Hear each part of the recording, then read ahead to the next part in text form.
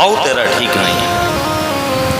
भाव क्या है कि स्तनों में कालकूट विष लगा कर आई है। तो भगवान ने कहा कि ऐसी मां का मैं दर्शन करना नहीं चाहता। ऐसी मां का दर्शन करना नहीं चाहता।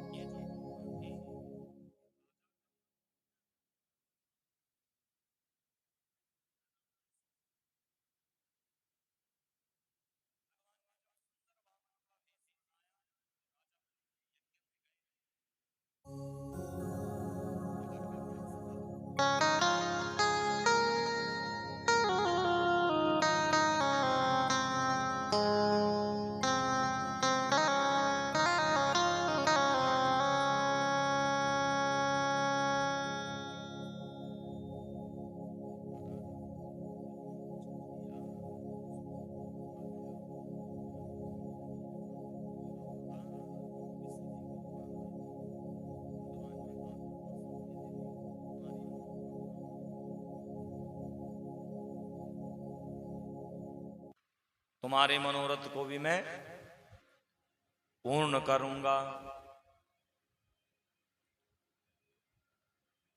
तो मानो आज भगवान ने रत्नमाला के मनोरथ को पूर्ण किया और यही रत्नमाला पूतना बनकर आई और आज भगवान ने इसको मुक्त कर दिया। बंधुओं, पूतना आई थी गोकुल में चतुर्दशी के दिन, चतुर्दशी तिथि के दिन पूतना गोकुल में आई थी। पूतना क्या है? पूतना है अविद्या। पूतना जिसके स्वयं के पूत ना हो, स्वयं के पुत्र ना हो, वो पूत। दूसरा, जिसका तन जिसका पवित्र ना हो, मन जिसका पवित्र ना हो, आई चतुर्दशी के दिन। तो पूतना का नाम ही अविद्या है हमारे जीवन में। 14 जगह प्रवेश करती है, पूतना प्रवेश करती है। कौन कौन सी? 5 ज्ञान, बुद्धि, चित्त और अहंकार। इन 14 जगहों से हमारे शरीर में यह पूतना प्रवेश करती है, ये अविद्या प्रवेश।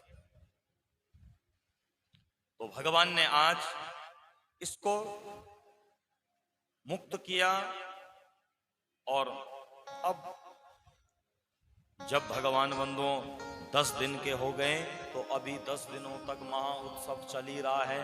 कब तक चलता है महा उत्सव? जब तक नामकरण नहीं हो जाता। लेकिन यहां तो बड़ी विचित्र घटना हुई। भगवान का तो नामकरण भी लगभग साल वर्ष के बाद हुआ। अब इधर 10 दिन के भगवान हुए तो यह मैया ने अंदर पालने में इस बालक को रखा हुआ है। इतने में नंदगांव के आसपास के जितने गांव हैं, लोहावन है, महावन है, बरसाना है, धाराकुंड, गोपाल गांव, कारव, नंदगांव, नंदीश्वर, पुरोली, रसोली, चिकसोली, बिसोली आदि अनेक प्रकार के गांव आसपास हैं। अब सारे गांव के जो ब्रज नारियां थी, सबके सब आज नंद बाबा के यहाँ पधारे और नंद बाबा के यहाँ आकर मैया से कहा, बोले मैया तुम्हारे यहाँ बालक आया है, सो इस खुशी में आज हम भगवान का संकीर्तन किया करेंगे। मैया ने कहा, बोले बहन अभी तो लाला सो रहा है, तो एक काम करो तुम अंगना में ही कीर्तन कर लो। मैयाओं ने कहा, बोले मैया बाहर गर्मी बहुत अधिक है, क्योंकि वृंदावन में बहुत अधिक गर्मी होती है, मैया बाहर हम कैसे? भाई संकीर्तन तो घर के अंदर ही अच्छा लगा। अच्छा बोले ठीक है। अब बंदों जैसे संकीर्तन होने लगा तो बालक बार बार उठता। मैया जान गई कि ऐसा तो नन्ना मेरा गोपाल सो नहीं पाएगा। सो बंदों मैया ने पालना को उठाया और बाहर एक सकट थी गाड़ी, और गाड़ी पर पलना को बांधा और मैया पलना को झुलाने लगी। और झुलाते झुलाते अब बालक को नींद आई। मैया सो इनके संग में बड़े प्रेम से संकीर्तन करने लगी। अब इतने में सकट नाम का एक महादानव आया। जब 10 दिन तक पूतना का कोई समाचार नहीं मिला कंस को, तो सकटासुर को भेजा, बोले तुम जाओ। सकटासुर आया और सकटासुर इधर उधर देखने लगा। अचानक से इसने दृष्टि दौड़ाई कि जिसको मारने के लिए मैं स्वरूप बदल कर आ रहा था वो तो पलने में सोया है, सकट के नीचे सो रहा है। तो एक काम करता हूँ, इसको यही समाप्त कर देता हूँ। जो बंदो मारने के लिए उद्यत हुआ, इतने में भगवान ने अपने चरण से प्रहार किया और सकटासुर धराम से नीचे गिरा। और गोविंदाय नमो नमः, बोले बाल कृष्ण लाल की। अब जो नन्हे मुन्ने गाल गोपाल थे, सबके सब मैया के पास दौड़ दौड़ कर गए। अरे मैया, और ही मैया, अरे तू यहाँ बाहर भजन कीर्तन में मदमस्त है, वहां बाहर जाकर देख। इस छोटे से नन्हे से लाला ने एक महादानव को मार दिया। मैया ने कहा, चल रे दारी के, अरे कहीं 10 दिन का बालक किसी को मार सकता है क्या? बोले मैया तेरी सौ, हमने अपने आंखों से देखा है। मैया ने कहा, चलो जाओ जाओ। अरे हो सकता है जैसे पांव में ठोकर लगकर पूतना मर गई थी, ऐसे ये भी मर गया। बोले नहीं मैया, हमने देखा। तो जो मैया ने अब बालक को पकड़कर बंधु मैया अपने महल में लेकर चली। और इधर अब जब सक्तासुर का भी कोई समाचार कंस तक नहीं पहुंचा तो अब बंधु कंस ने एक और महादानव को भेजा। यहां भगवान को बंधु मैया यशोदा मानो घर के आंगन में लेकर आई थी कि उसी समय यह तृणावृत नाम का दानव एक बवंडर के रूप में आया, चक्रवात के रूप में आया और आंगन में यह बालक विराजमान था। 100 बंधुओं इस भंवर से उठाकर इसको लेकर मथुरा नगरी की ओर जाने लगा। भगवान ने कहा, बोले मामा जी आप भी बार बार किसी न किसी को भेज ही देते हो। तो 100 बंधु मानो भगवान ने अपने स्वरूप को, अपने वजन को और बढ़ा दिया, विराट स्वरूप को धारण कर लिया। अब भगवान के वेग को ये सहन नहीं कर पाया। अब मनी मन में सोच रहा कि कहीं मैं जल्दबाजी में कोई पत्थर उठाकर तो नहीं लाया। तमंतरिक्षम पतितम शिलायाम विशीर्ण सर्वावयवम करालम। कहीं हो सकता है कि जल्दबाजी में कोई पत्थर उठाकर लाया, पीठ में देखा तो भगवान को ही पकड़ा हुआ है। तो भगवान ने बंधुओं अपना वेग बढ़ाया, इस वेग को ये सहन नहीं कर पाया और धड़ाम से गिरा नीचे और पत्थर पर सर लगने से आज इसका भी, तृणावृत का भी जीवन समाप्त हो गया। बोले बाल कृष्ण लाल की जय। अब तृणावृत बंधु मारा गया। मैया दौड़ दौड़ कर गई और मैया ने बालक को देखा, बालक रो रहा है। मैया मनी मन सोचने लगी, मुझे लगता है कि अब इस बालक पर न जाने किसकी नजर लग गई,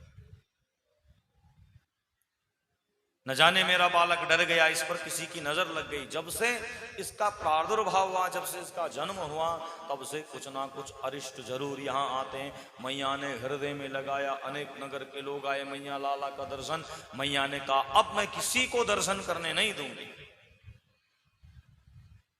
किसी को मैं दर्शन करने नहीं दूंगी। बोले मैया ऐसा मत करो। तो बालक ने रोना जब बंद नहीं किया तो मैया ने अनेक प्रयत्न किया। मैया लोहरी सुनाने लगी बालक को, सो जा बेटा, सो जा कन्हैया, सो जा लाडले, सो जा कन्हैया। तो अब मैया इनको लोहरी सुनाने लगी। छगन मगन मेरे लाल को आजा रे निंदिया जा, छगन मगन मेरे लाल को आजा रे निंदिया आजा। छगन मगन मेरे लाल को आजा रे निंदिया आजा। आजा रे निंदिया आजा, आजा रे निंदिया आजा, आजा रे निंदिया आजा। छगन मगन मेरे लाल को आजा रे निंदिया आजा। ओ छगन मगन मेरे लाल को आजा रे निंदिया आजा। छगन मगन मेरे लाल को आजा रे निंदिया आजा।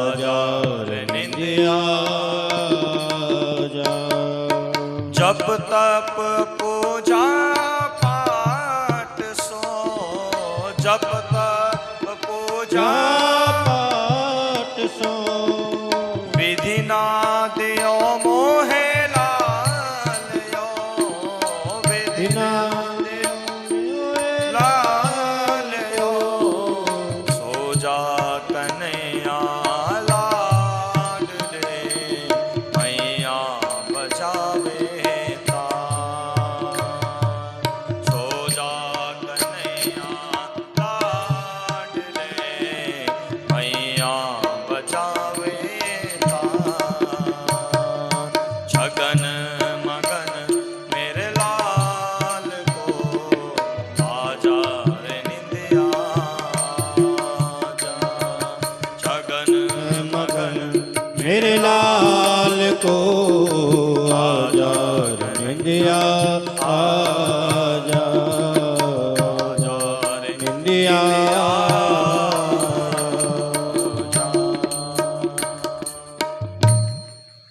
इस प्रकार से बंधुओं मैया लोहरी गाने लगी, लेकिन बालक को नींद नहीं आई। मानो सारा दिन सारी रात व्यतीत हो गई, मैया रो रही है। मैया रोने लगी। मैया ने आज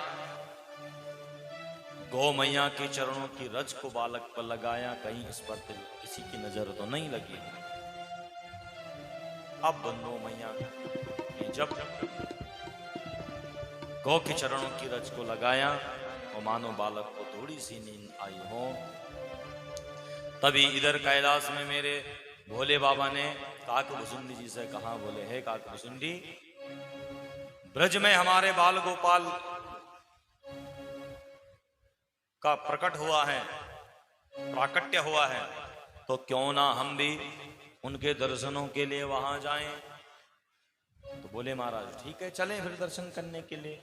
दोनों के दोनों बंधुओं दर्शनों के लिए पधारे और कहा, बोले महाराज कैसे चलें। बोले एक काम करो, बोले बाबा आप बन जाओ ज्योतिषी और मैं बन जाता हूं तुम्हारा चेला। दोनों के दोनों पहुंचे आज गोकुल गांव में।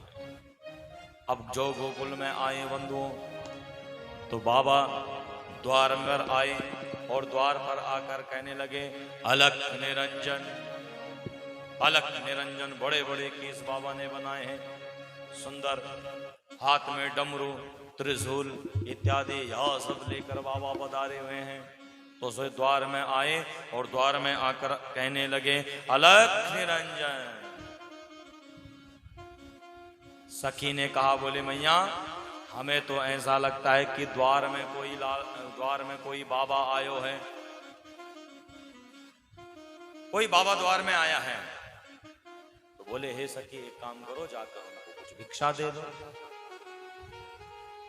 तो बाबा ने कहा, बोले हे सखी इस घर का जो मालिक है हम तो उसी के हाथों से भिक्षा लेंगे, हम तुमसे भिक्षा नहीं लेंगे। और वैसे भी हम भिक्षा लेने नहीं, हम तो यहाँ लाला का दर्शन करने आए हैं। बहुत सुंदर भाव है बंधुओं संतों का, बहुत सुंदर गाते हैं संत लोग दिव्य महिमा को। आए एक क्षण हम संतों के भाव में हम भी संतों के चरणों में वंदन करते हैं। बड़े प्रेम से गाइए आप सभी महानुभाव, तालियों के संग में गाइए। ओ आज गोकुल की गलियों में घूमे जोगे मतवाला, आज गोकुल की गलियों में घूमे जोगी मतवाला, आज गोकुल की गलियों में घूमे जोगी मतवाला, आज गोकुल की गलियों में घूमे जोगी मतवाला, आज गोकुल की गलियों में घूमे जोगी मतवाला, आज गोकुल की गलियों में झूम जोगी मतवाला। अलख निरंजन खड़ा पुकारे देखूंगा तेरो लाला, अलख निरंजन पुकारे देखूंगा तेरो लाला, अलख निरंजन खड़ा पुकारे देखूंगा तेरो लाला, आज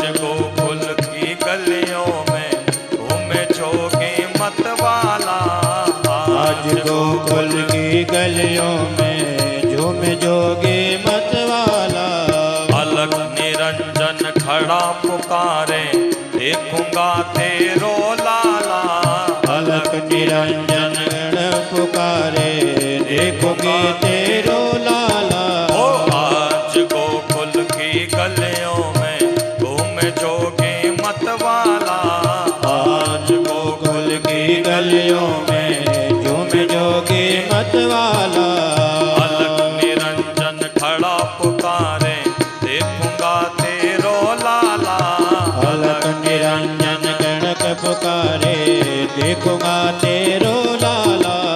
आज गोकुल की गलियों में घूमे जोगी मतवाला। आज गोकुल की सब गाइए गलियों प्रेम से। में झूम जोगी मतवाला। हरि बोल।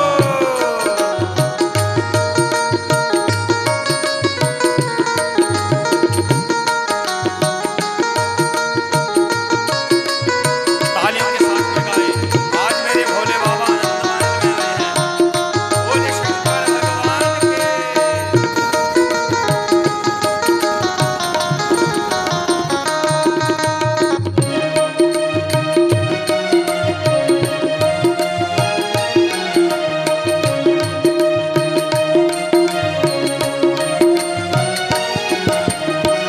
बाबा ने बहुत सुंदर स्वरूप बनाया है।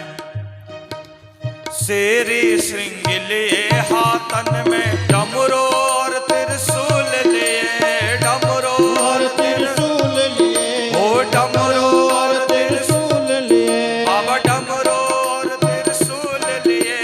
डमरू और त्रिशूल लिए। शेरी श्रृंग लिए हाथन में डमरू और त्रिशूल लिए। डमरू और त्रिशूल लिए।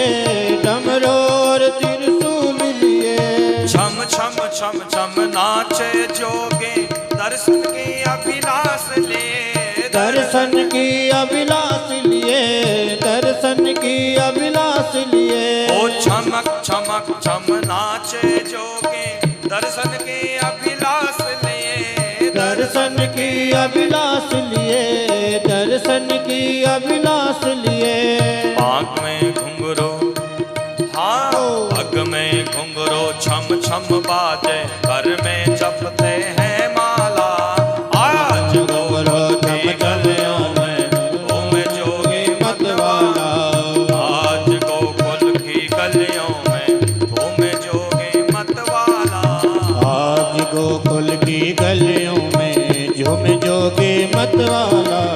अलख निरंजन खड़ा पुकारे देखूंगा तेरो लाला।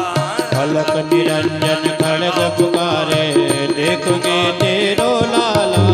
आज गोकुल की जय हो। गलियों में घूमे जोगी मतवाला। आज गोकुल की गलियों में झूम जोगी सब गाइए मतवाला। प्रेम से जय हो।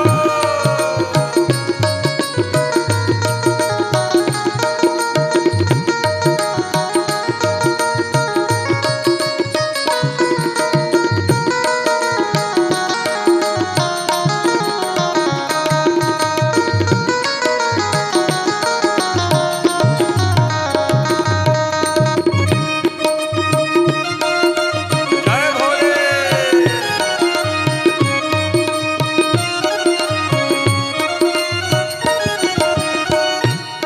अब बाबा ने कहा बोले हे सखी मैं सच कहूं तुमसे तो हम यहाँ भिक्षा उक्षा लेने नहीं आए हैं।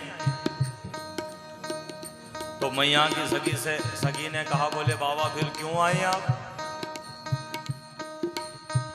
बोले हे देवी हम तो नंद बाबा और यशोदा के लाला का दर्शनों के लिए आए हैं, दर्शन करने के लिए आए हैं। तो बंधुओं सखी ने कहा बोले दर्शन तो मैया ने दर्शन करने के लिए सबको मनाही की हुई है, कोई लाला का दर्शन नहीं कर सकता। बोले जानती हो आप कहां से आए? बोले कहां से आए? बोले दूर कैलाश से पैदल चलकर आए हैं यहाँ, और यदि अगर दर्शन नहीं किया तो फिर हमारा जीवन बेकार हो जाएगा। बोले बहन हमें एक बार लाला का दर्शन करा दो। अच्छा बोले ठीक है बाबा आप यहाँ विराजमान हो जाओ, आप बैठिए, मैं मैया से पूछ कर आता हूं। अब मैया से जाकर कहा बोले मैया जो बाबा आए हैं वो बड़े बड़े दिव्य बाबा हैं, वो कोई भिक्षा उक्षा लेने नहीं आए, अभी तो हमारे लाला के दर्शन के लिए आए।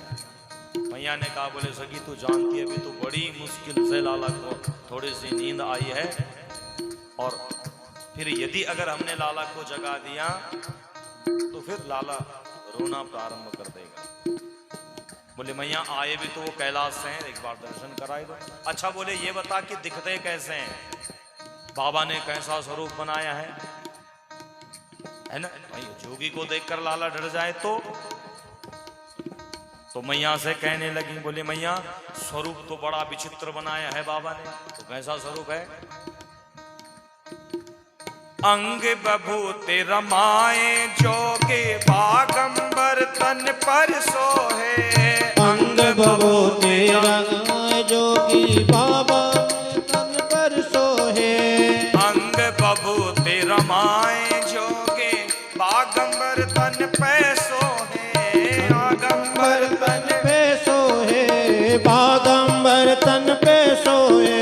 जटा जोट में गंगा विराजे भक्तन के मन को मोहे। भक्तन के मन को मोहे, भक्तन के मन को मोहे। जटा जोट में गंगा विराजे भक्तन के मन को मोहे। भक्तन के मन को मोहे, भक्तन के मन को मोहे। मस्तक पर श्री चंद्र विराजे, मस्तक पर श्री चंद्र विराजे। गल में सरपन की माला। आज गोकुल की गलियों में घूम जोगे। आज गोकुल की गलियों में घूम जोगे मतवाला। आज गोकुल की गलियों में घूम जोगे मतवाला। अलख निरंजन खड़ा पुकारे देखूंगा तेरो लाला। अलख निरंजन गड़क पुकारे देखोगे तेरो लाला। आज गोकुल की गलियों में घूम जोगे मतवाला। आज गोकुल की गलियों में झूम जोगे मतवाला।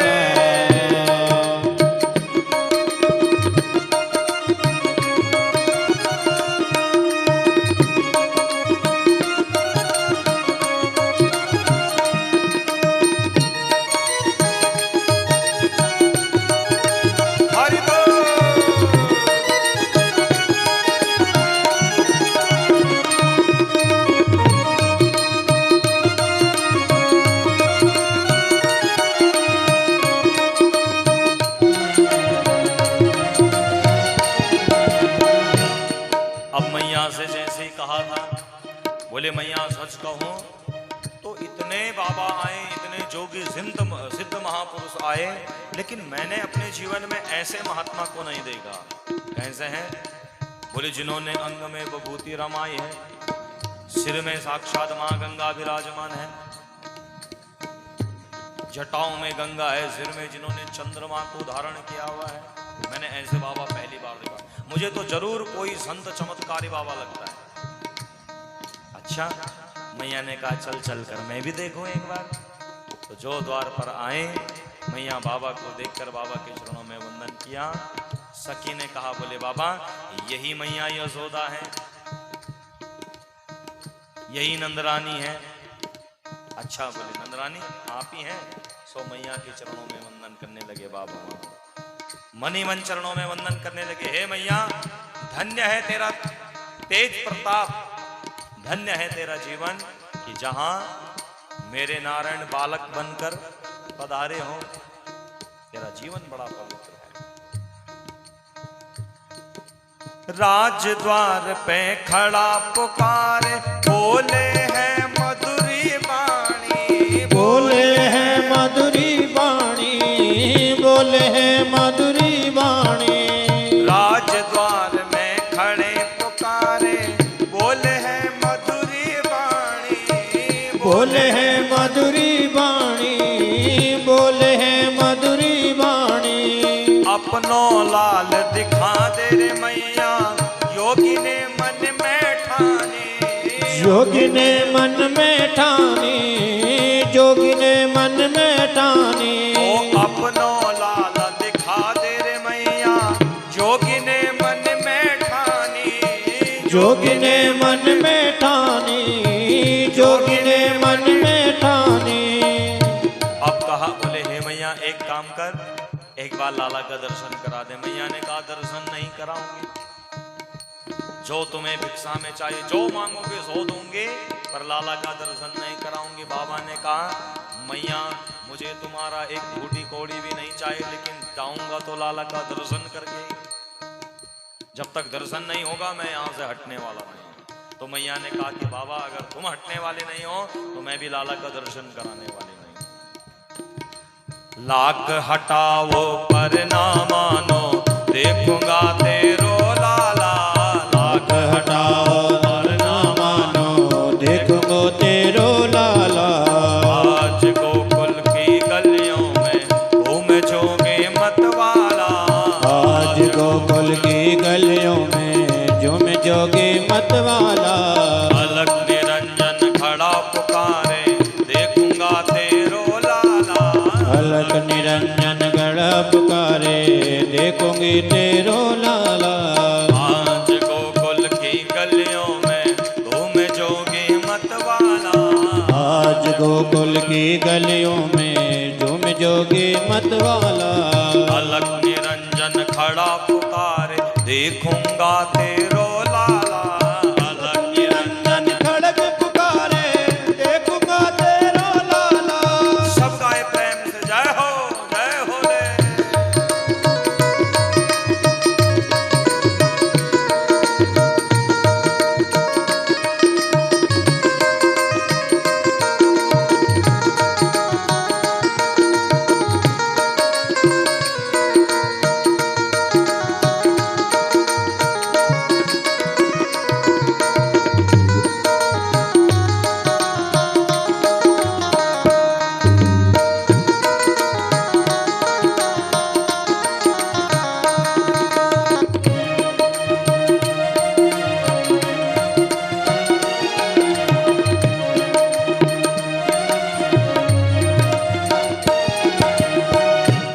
मैया ने कहा, मैया बोले बाबा अगर आप नहीं मानते चलो मैं एक बार देखती हूँ पहले कि लाला सो रहा है कि जाग रहा है।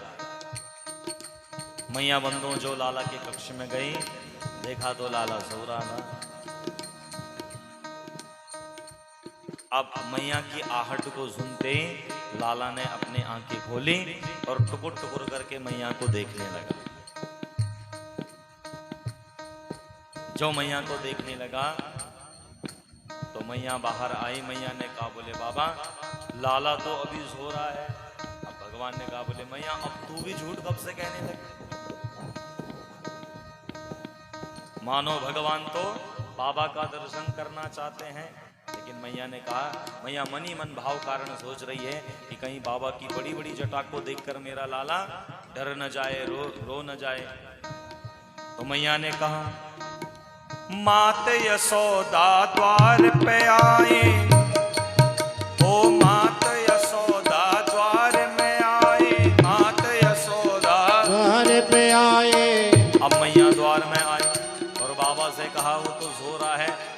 और जैसे ही मैया ने मानो ऐसा कहा, इतने में लाला ने रोना प्रारंभ कर दिया।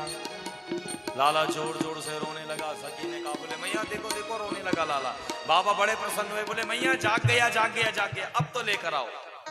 मैया ने कहा पूरे फंसे भैया, पहली बार जो जीवन में झूठ बोला और सो भी पकड़े गए रहेंगे आपको हैं। मैया गई और डरते डरते डरते डरते गोदी में बालक को बाहर लेकर आई। सो बालक का मुख को ढक लिया अपनी साड़ी के पल्लू से।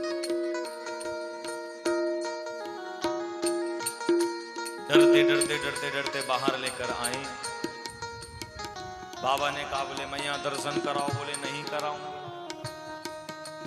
मात यशोदा द्वार में आए, अपने लाल को गोद लिए, अपने लाल को गोद लिए, अपने लाल को गोद लिए। ओ मैया यशोदा दर पे आए, अपने लाल को गोद लिए, अपने लाल को गोद लिए, अपने लाल को गोद लिए। भाव विभोर होश बसंत ने नंदलाल के दर्श किए। ओ नंदलाल के कृष्ण के दर्शन किए। चले हैं सुमिरन कृष्ण नाम को, चले हैं सुमिरन कृष्ण नाम को, जुग जुग जीवे रे ओ लाला। आज गोकुल के गलियों में घूमे जोगे मतवाला। आज गोकुल की गलियों में झूम जोगे मतवाला। अलग निरंजन खड़ा पुकार, देखूंगा तेरो लाला। आज गोकुल की गलियों में घूमे जोगे मतवाला।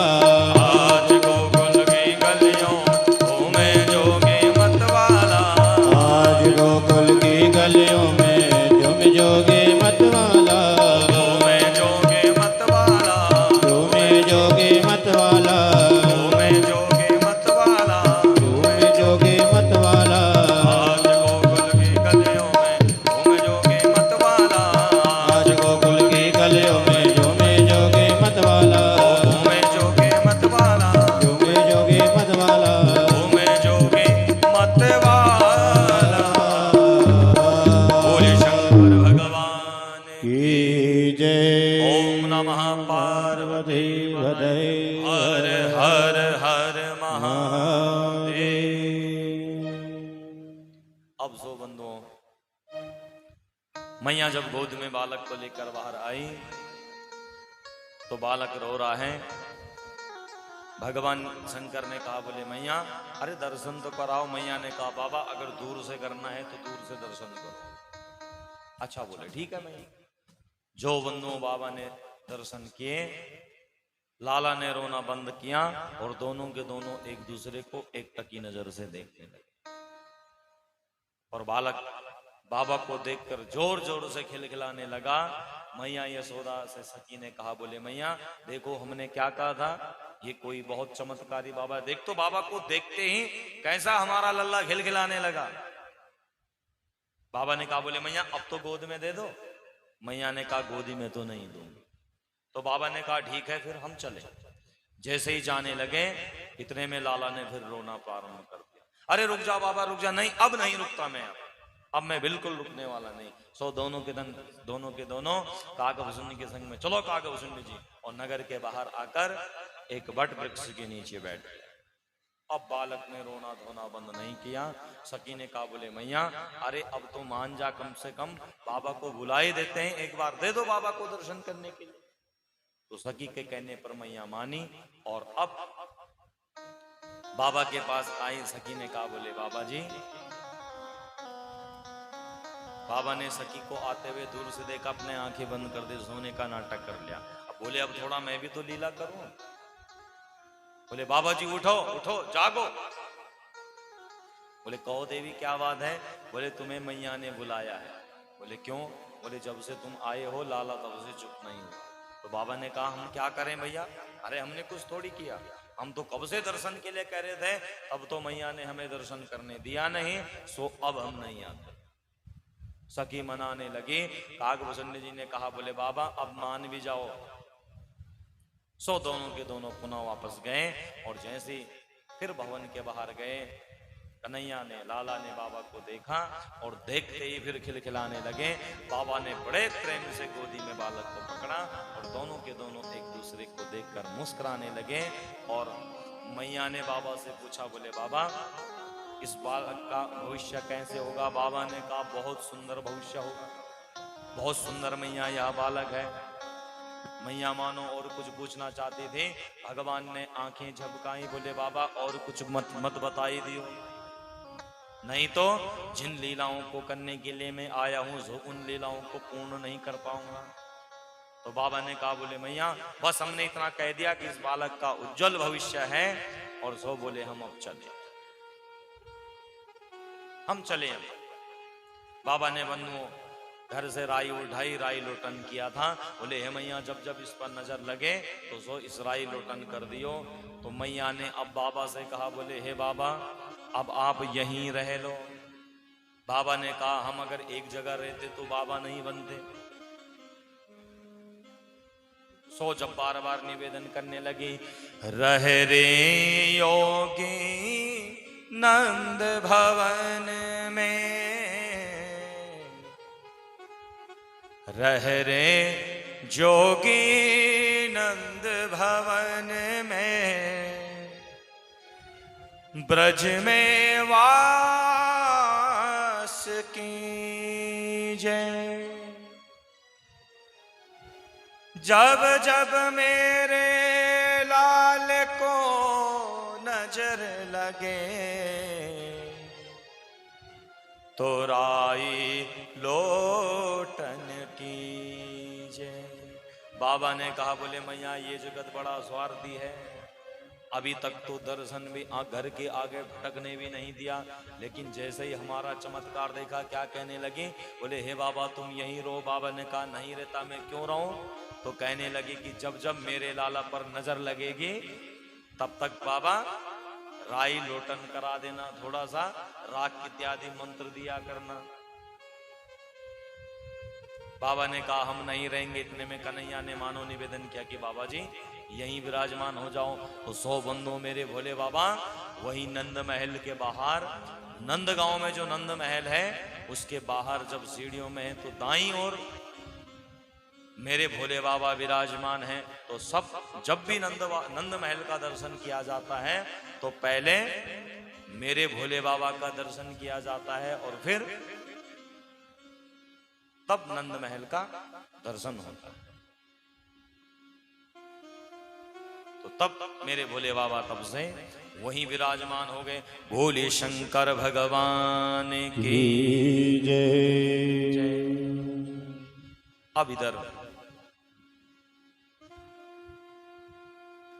नंद बाबा इत्यादि ने मैया यशोदा से कहा बोले देवी हमारे बालक अब साल भर से ऊपर हो गए हैं, काम करते हैं कि अब इनका नामकरण संस्कार कर दिया करते हैं, करना चाहिए हमें। तो बोले क्या करें? तो सो अपने कुल पुरोहित जी को निमंत्रण दिया। गर्ग पुरोहितो राजन यदूनां सुमहातपा व्रजम जगाम नंदस्य वसुदेव प्रचोदितः वसुदेव प्रचोदितः।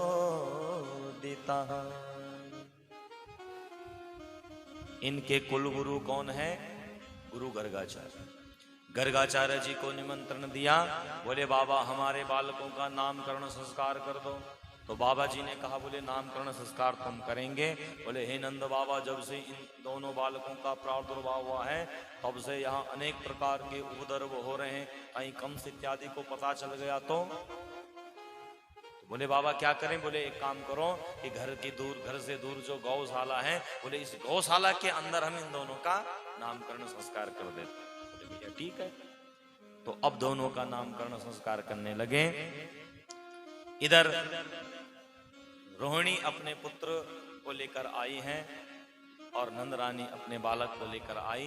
दोनों ने कहा बोले बहन एक काम करते हैं, थोड़ा गुरुजी की परीक्षा ले लेते हैं। बोले क्या? बोले एक काम करते हैं कि अपने दोनों बालकों को बदल देते हैं, तुम मेरे बालक को गोदी में पकड़ लो और तुम्हारे बालक को मैं गोदी में पकड़ लेती हूँ। आप गुरुजी जब पूछते हैं कि गुरुजी कुछ जानते वानते भी हैं कि नहीं जानते, तो गुरुजी से पूछा। बोले हे गुरुदेव यह बताइए कि इसमें से मेरा पुत्र कौन है और रोहिणी का पुत्र कौन है? तो गुरु गर्गाचार्य जी ने नेत्र बंद करके जो ध्यान लगाया तो मैया से कहने लगे अयम ही रोहिणी पुत्रो रमयन सुहृदो गुणे आख्यायस्ते राम इति बलाधिक्याद् बलं विदु। अयम ही रोहिणी पुत्रो। बोले हे नंदरानी हे मैया यशोदा तुम्हारी गोदी में जो बालक बैठा है ना ये तुम्हारा पुत्र नहीं है, ये रोहिणी का पुत्र है। आख्यायस्ते राम इति रमन्ते योगिना स्मरन्ति राम। हम इस बड़े बालक का नाम क्या रखते हैं? राम। बलाधिक्यात बलम विदु, लेकिन इसमें बल अधिक होने के कारण इसका नाम रखते हैं हम बलराम। सो बलराम इनका नाम संकर्षण भी रखा गया। मैया के गर्भ से रोहिणी के गर्भ में भगवान ने इनको स्थापित कर दिया। तो सो इनका नाम रखा गया बलराम। नामकरण संस्कार हो रहा है। अब बंधु, नामकरण संस्कार वह संस्कार है कि जिस संस्कार के द्वारा बालक जगत में जाना जाता है, पहचाना जाता है। सम उपसर्ग कृत धातु से सुसंपन्न होने वाली प्रक्रिया को संस्कार कहा जाता है।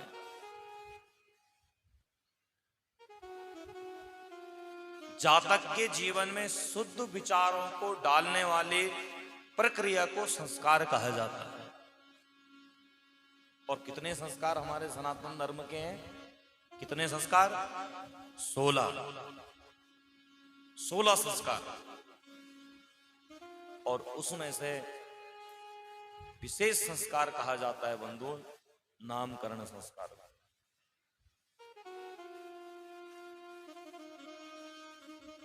और कुल के जो गुरु होते हैं वो बालक का नामकरण संस्कार किया करते हैं। तो सो बोले मैया ये बालक बड़ा बलशाली है, सो इसका नाम हम बलदाऊ रख देते, बलराम रख देते। तो बलराम इनका नाम रखा गया। अब जो छोटा बालक था, जैसे ही इनका नामकरण होने लगा बाबा मौन हो गए। मैया ने कहा, बोले बाबा इनका नाम भी तो बताओ। बोले मैया क्या नाम रखूं, इनके नाम तो असंख्य नाम है, क्या कहूं इनको। ये जहां जहां जाएगा, जैसी जैसी लीलाओं को करेगा, सो वैसे वैसे इसके नाम स्वयं ही पढ़ते जाएंगे, इसका नामकरण करने की आवश्यकता नहीं है। तो मैया ने कहा, बोले बाबा आपको बुलाया है तो कुछ भी नाम रखो। तो ब्राह्मण देवता अब माता पिता कुछ भी नाम रखें प्रसिद्धि में, लेकिन राशि के अनुसार ब्राह्मण देवता राशि नाम लिख देते हैं, इसका राशि नाम यह है। तो बोले कुछ नहीं तो कम से कम राशि नाम तो आपको कहना ही पड़ेगा। तो बंधुओं गर्गाचार्य जी ने कहा, बोले मैया हम इस बालक का नाम रखते हैं कृष्ण। कृष्ण इसका नाम रखते हैं। कृष्ण कर सति पापानि, कृष्ण कर सति विद्विषः, कृष्ण कर सति चेतांसि, कृष्ण कृष्ण स्तनो हरि। जिनका नाम लेने से समस्त पाप समाप्त हो जाते हैं, समस्त पापों का हरण हो जाता है, ऐसे इस हमारे छोटे बालक का नाम रखते हैं कृष्ण। कण कण में जो परमात्मा रस के रूप में विद्यमान हो, ऐसे इस बालक का नाम हम कृष्ण रखते हैं। रकार सकार को मिलाकर बनता है रस, और कर्ण को मिलाकर बनता है कर्ण। कण कण में जो परमात्मा रस के रूप में, अमृत के रूप में विराजमान हो। भगवान ने जब मुरली को बजाया तो कहां से बजाया? अपने अधरों से। तो औ मने नहीं, धरा मने अमृत। जो अमृत इस धरा में नहीं था, मानो भगवान ने अपनी मुरली को बजाकर उस अमृत को भी प्रकट कर दिया। तो बोले हे मैया, मानो वह परमात्मा कण कण के रूप में जो रस आनंद के रूप में विराजमान है, इस बालक का नाम रखते हैं हम कृष्ण। अब कृष्ण बोलने के लिए जीभ टेढ़ी करनी पड़ती है। मैया ने अनेक प्रयत्न किया लेकिन कृष्ण नहीं बोल पाई। तो मैया ने कहा, बोले बाबा हमसे तो बोला ही नहीं जाता। बोले मैया मैंने नाम रख दिया, अब सो तुम जो नाम रखो। तो मैया ने कहा, बोले ठीक है। अब मैया ने दोनों का नाम रख दिया, बलवा और कनुआ। दोनों के शॉर्टकट नाम है। तो दोनों का नामकरण संस्कार हुआ। और मैया ने पूछा, बोले बाबा अब थोड़ा सा इसके जीवन के विषय में बताइए, यह क्या क्या करेगा। बोले मैया ये बहुत सुंदर बालक है, जहां जहां जाएगा बड़ी प्रसिद्धि को पाएगा। लेकिन मैया एक बात कह दूं, इस बालक का जो राहु है वो नीच स्थान में। राहु जब 9वें और 7वें भाव में होता है तो वो जातक अधिक विवाह वाला होता है। तो बोले मैया इसके जहां जहां जाएगा लोक प्रसिद्धि को पाएगा, और इतनी प्रसिद्धि पाएगा कि वहीं से बहू भी संग में लेकर आ जाएगा। बोल साचे दरबार की। जय। बोले मैया तुम्हें कहीं कुंडली देने की जरूरत नहीं पड़ेगी, बहू स्वयं घर आ जाएगी। मैया मुस्कुराने लगे, बोले बाबा अभी तो बालक छोटा है। बोले मैया जो था सो हमने तुम्हें बता ही दिया, अब बाबा नामकरण करके बंधुओं यहाँ से चले। इधर अब ये दोनों बालक घुटमन घुटमन थोड़े से बड़े हुए, सुंदर सा मैया ने आज इनको सुंदर से पीत वस्त्र दोनों को पहनाए, और पीत वस्त्र पहन करके आज दोनों की जो छटा है वह बड़ी सुंदर और भी दिव्य हो गई। सुंदर श्याम गौर दो भ्राता, सुंदर श्याम गौर दो भ्राता, आनंद के आनंद दाता, आनंद के आनंद दाता, सुंदर गौर श्याम दो भ्राता। दोनों का सुंदर श्याम वर्ण है, पीत वस्त्रों को पहना है मैया ने, चुटिया बांधी है, चुटिया बांधी, दोनों के पांव में नुपुर बांधे हैं, और जब यहाँ चलते हैं तो छम छम छम छम छम चलने की आवाज आती है। मैया का हृदय बड़ा गदगद होने लगा। दोनों अपने आंगन में फुदक फुदक कर चलने लगे, घुटमन घुटमन करने लगे। जो नन्हे मन्नी गायों की बछड़े थे सो उनकी पूंछ पकड़कर अब चलना प्रारंभ करने लगे।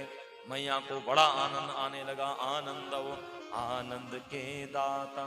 सूरदास जी महाराज ने बंधुओं जब भगवान की दिव्य लीला को देखा तो सूरदास जी बंधुओं बड़े प्रसन्न हुए, और सूरदास जी कहने लगे, सूरदास जी का भाव है, रोन झोन रोन झोन झनन झनन झन बाजत है पैजनिया, ओ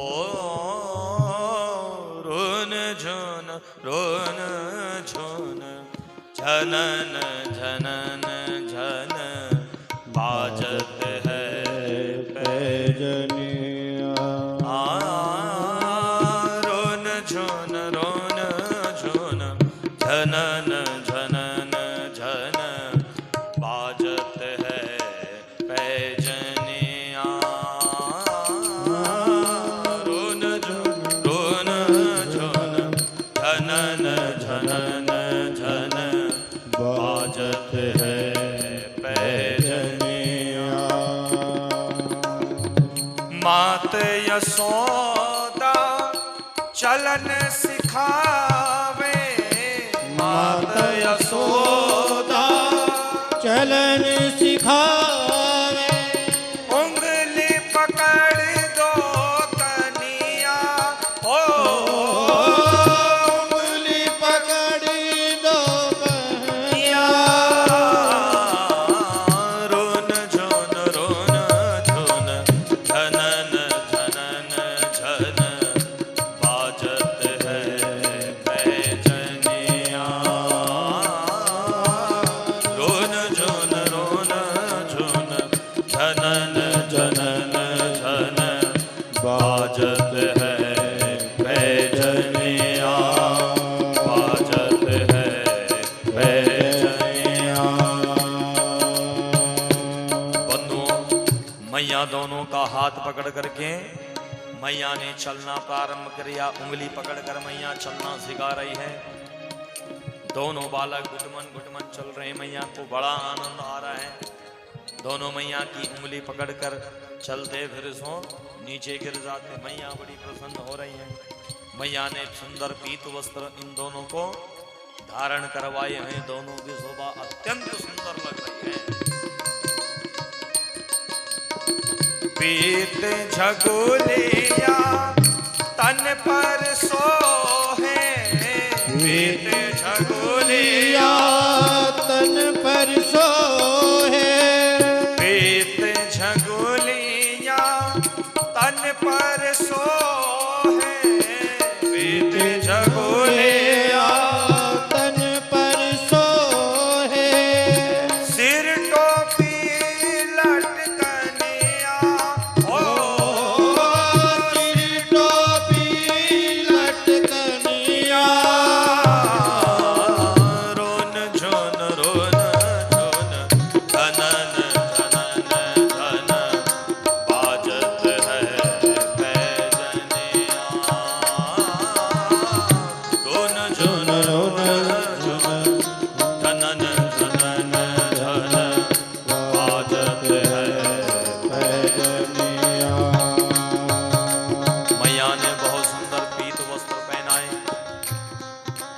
दोनों ने सिर में टोपी पहनी हुई है। सारे देवता मानो स्वर्गलोक वैकुंठ लोक से यहाँ इस दिव्य झांकी का दर्शन कर रहे हैं। लेकिन बंधुओं, देवता क्या देखते हैं कि भगवान ने टोपी पहनने से भगवान का जो मुखमंडल है देवता उसका दर्शन नहीं कर पाए। तो भगवान ने कहा, बोले हे कन्हैया, तुम्हारी सुंदर चोटी बंधी हुई है, पाँव में नुपुरें छन छन छन करके बज रही हैं। बोले प्रभु एक काम कीजिए, अपनी टोपी को थोड़ा सा नीचे खिसका दो। तो मानो भगवान ने आज एक हाथ से अपनी टोपी को थोड़ा सा नीचे क्या खिसकाया कि सारे देवता प्रसन्न होकर मानो पुष्प वर्षा करने लगे, बड़े प्रसन्न हो गए। तीन लोक जाके उधर विराजे, तीन लोक जाके तीन लोक जाके उधर विराजे, तीन लोक जाके उधर विराजे, ताको नचावे ग्वालनिया, ग्वालनिया, रोन झोन रोन झोन, धनन धनन धन, बाजत है पैजनिया, रोन झन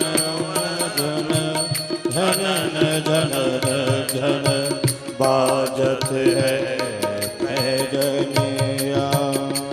तीनों लोगों के जो स्वामी हैं भगवान, आज बंधुओं मैया यशोदा की उंगली पर नाच रहे हैं। और मैया की उंगली पर तो नाचे नाचे यहाँ तक कि जो ब्रज की नारियां हैं, जो ग्वालनियां हैं, उन ग्वालनियों के एक एक इशारे पर मानो आज कन्हैया नाच रहे हैं। ग्वालियों ने कहा, बोले ए कन्हैया तुझे माखन देंगे, थोड़ा सा नाच कर दिखा। और भगवान ठुमक ठुमक कर गोपियों के कहने पर नाचने लगे, किस लिए कि थोड़ा सा माखन मिलेगा। अब ये बंधुओं बात माखन की नहीं, यहाँ प्रेम की है। गोपियां भगवान से अनन्य भाव से प्रेम करते हैं। यद्यपि माखन की कोई कमी नंद बाबा के यहाँ नहीं है। नंद बाबा के यहाँ 9 लाख गायें थी। कितनी गायें? 9 लाख। अब जिनके घर में 9 लाख गैया हों, वो उनको माखन के लिए किसी के आगे हाथ फैलाने की क्या आवश्यकता है। लेकिन गोपियों के प्रेम के कारण भगवान उस माखन के, थोड़े से माखन के लिए छम छम करके नाच रहे हैं, ठुमक ठुमक करके नाच रहे हैं। सूरदास जी कह रहे हैं, आज मेरा जीवन धन्य हो गया। सूरदास प्रभु तन को निहारे, सूरदास प्रभु तन को निहारे, ओ सूरदास प्रभु तन को निहारे, सूरदास प्रभु तन को निहारे, सकल विश्व को धनिया, सकल विश्व को धनिया, रोन झोन रोन झोन, धनन धनन धन, बाजत है पैजनिया, झोन झोन झोन धनन जनन धन बाजत है पैजनिया, बाजत है पैजनिया, बाजत है पैजनिया। सूरदास जी भगवान का बहुत बहुत धन्यवाद कर रहे हैं। बोले हे प्रभु, अच्छा हुआ जो तुमने मुझे अंधा बना दिया। अपने तन को निहारने लगे। हे सूरदास, यदि अगर इस जगत में कोई धनवान है तो वो तू है। सकल विश्व को धनिया, अगर कोई धनवान है तो वो मैं हूं। भगवान का लाख लाख शुक्र करने लगे। बोले प्रभु, अच्छा किया तूने मुझे अंधा कर दिया। यदि अगर मैं इन आंखों से देखता तो संसार की विषय वासनाओं में लिप्त हो जाता, लेकिन मुझ नेत्रहीन से कौन प्रेम करे। तो सूरदास जी ने बंधुओं भगवान का दर्शन किया और बड़े प्रसन्न हुए। कैसा दर्शन किया कि सूरदास जी कहते हैं कि हे जगत के लोगों, अगर जब भी भगवान का दर्शन करना हो तो उस परमात्मा का दर्शन तो इन दो नेत्रों से नहीं, बल्कि भगवान का दर्शन करने के लिए तो हृदय रूपी नेत्र को खोलना पड़ता है, तब भगवान का दर्शन होता है। हृदय ज्योति जो तीसरा नयन है, जो तीसरी ज्योति है, जो तीसरी आंख है, जब तक हृदय रूपी आंख ना खुली तब तक भगवान का दर्शन नहीं होता। बोले हे प्रभु, मैं तो सारे संसार में सबसे बड़ा धनवान हूं कि जो साक्षात तुम्हारे इस दिव्य विग्रह का दर्शन कर रहा हूं। इतनी दिव्य लीला बंधुओं, सारे देवताओं ने भगवान के इस दिव्य बाल लीला का दर्शन किया। अब यहां बालक बड़ा हुआ और सो इन्होंने ग्वाल बालों से कहा, हे ग्वाल बालों, एक काम करो, अपनी एक मंडली बनाई। और मंडली बनाई, सबके सब ग्वाल बाल उसमें विराजमान है। सुदामा है, श्रीदामा है, सुबलह है, सुपार्श्व है, अनेक प्रकार की वृषभान, वसुभान, वीरभान, सूर्यभान, चंद्रभान इत्यादि भगवान ने 12 ग्वाल वालों की अपनी एक मित्र मंडली बनाई। क्यों मित्र मंडली बनाई? मित्र मंडली से कहा, बोले हे ग्वाल वालों, एक बात मेरी समझ में नहीं आई। बोले क्या? कि जब प्रातः काल होता है तो मैं रोज देखता हूं कि हमारे गांव की जो ग्वालनियां हैं वो माखन, दूध, दही, घी इत्यादि सब के सब लेकर मथुरा नगरी की ओर क्यों लेकर जाते हैं? क्या ये बेचने जाते हैं? एक ग्वालवाल ने कहा, बोले भैया, अरे कन्हैया, बेचने उचने नहीं जाते। तो फिर कहां जाते हैं? बोले भैया, ये सब तो मामा कंस को दिया जाता है। क्यों? कर के रूप में, टैक्स के रूप में। भगवान ने कहा, अच्छा ये बात है। बोले मामा को क्यों दिया जाता है, कंस को क्यों दिया जाता है? बोले भैया, कंस यहाँ के राजा हैं और समस्त प्रजा राजा को कर दिया करती है। बोले भैया, मेहनत करें हम, धन कमाए हम और उस पर टैक्स ले राजा।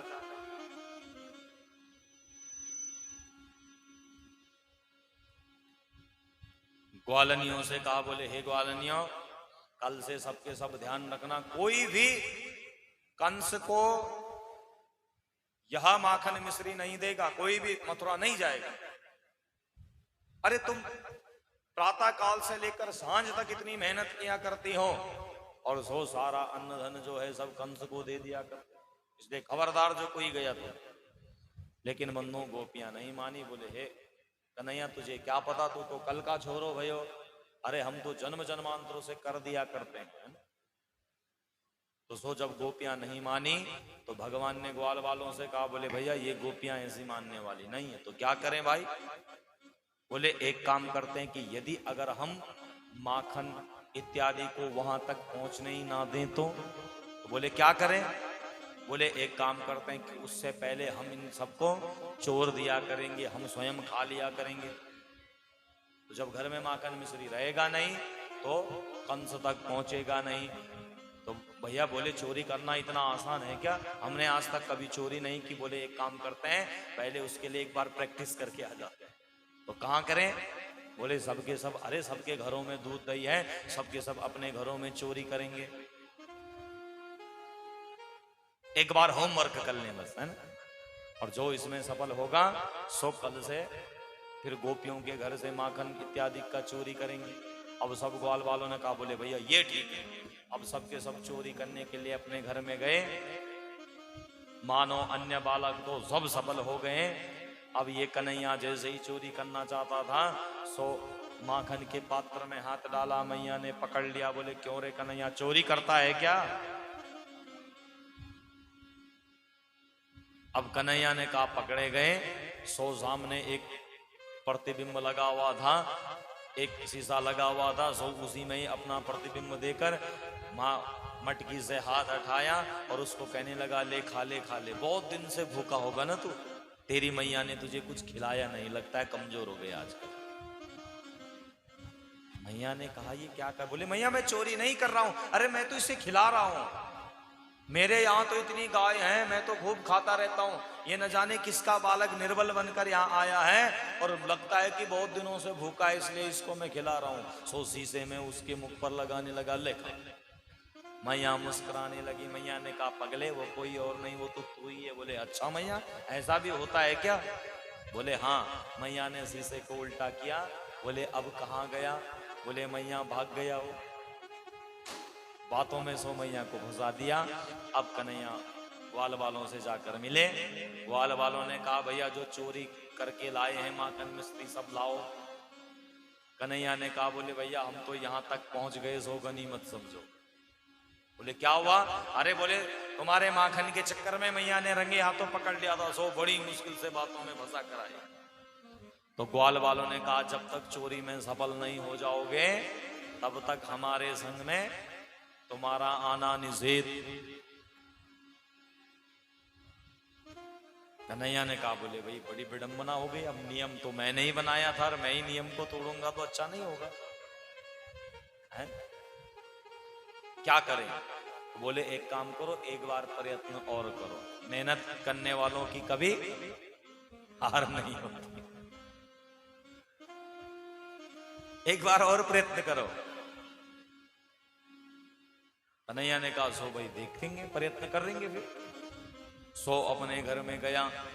अब मैया के संग में बातें कर रहा है, बातें करते करते करते करते अब बंधुओं मां बड़ी चतुर होती है ना? मैया बड़ी चतुर होती है। यद्यपि माँ पढ़ी लिखी ना हो, पिता पढ़े लिखे ना हो, लेकिन भैया माता पिता तो माता पिता ही है, जीवन का अनुभव उनके पास है।